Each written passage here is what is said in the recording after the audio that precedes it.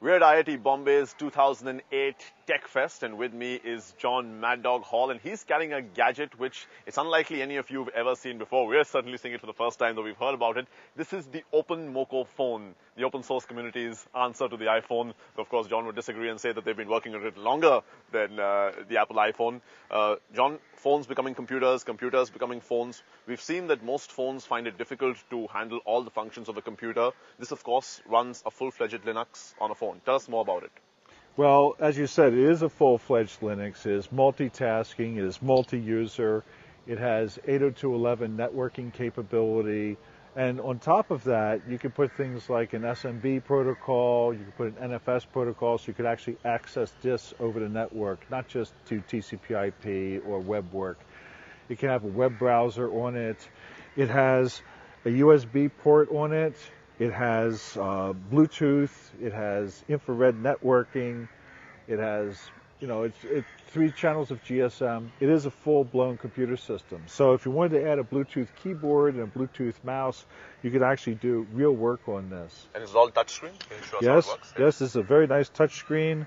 It takes a little bit of time for it to come up because this is also a prototype. But there's your dialing for your telephone and stuff like that. Okay, just through the touch screen, and it does the same type of rolling scrolling that the iPhone does and everything. And this is a pre-production model, so it still has a little bit of work to do in the software, but we expect by late spring that this will be available for production purchase by consumers.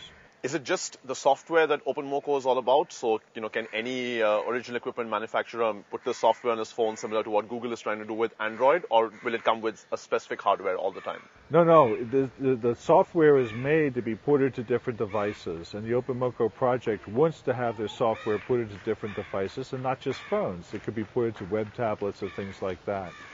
Actually, both Android and Openmoko use the Linux kernel at the base of it. So what you could do is actually have both of those on your phone at the same time and have the ability to use Android applications and Openmoko applications on top of the same kernel. So there's no reason not to have choice in that type of thing. Right. And is this able to install and run applications of all kinds that you see on phones today, whether it's a voice over IP software, whether it's games, whether it's documentation or viewing presentations and Excel sheets? Well, if it's supported by Linux today, then most of that software should be able to port over to the phone basically by recompiling and relinking. On the other hand, not every application would work nicely on a screen like this. So we would actually encourage people to think about what it'd be like to use the application on a screen like this, and perhaps, make changes and additions to their applications to work on a nice small screen with large buttons.